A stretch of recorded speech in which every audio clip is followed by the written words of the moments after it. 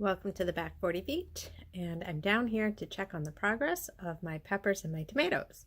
So I planted my peppers 2 weeks ago and my tomatoes 1 week ago, and here I can see that they're growing really nice and healthy. I had a really good germination rate. And what I'm going to do today, so if you can see here, there's still a lot of space between the top of this pot and the soil.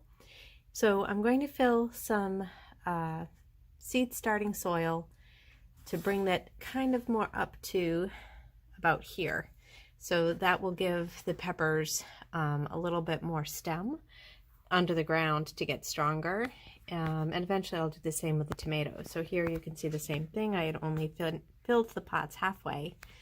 And great thing about tomato plants is that anything that ends up below the ground can sprout roots. So when I end up backfilling this with some soil, it should make for a stronger root system without having to transplant. So looking here at my tomatoes, I had a pretty good germination rate. It looks like out of these 18, I only have 3 that haven't sprouted yet. So I might need to go back and plant some more. I'll give them 1 more week to see if they'll sprout. Then down here on the lower tier, this is a lettuce that I had planted 2 weeks ago. It's coming along really well there in the back.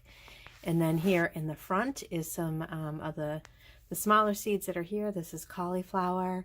And then I have some Asian greens that I planted. My kales are slowly coming up. And then this cauliflower that I had planted with the peppers is coming along really well. And same thing, I'm going to put some more dirt in that pot to make for some stronger plants. Over here, still in my germination dome, are some tomato plants that haven't sprouted yet. They still have a few more days before I would take the cover off of there. So now that I've added some dirt, you can see that the pepper plants look a lot closer to the surface of the soil.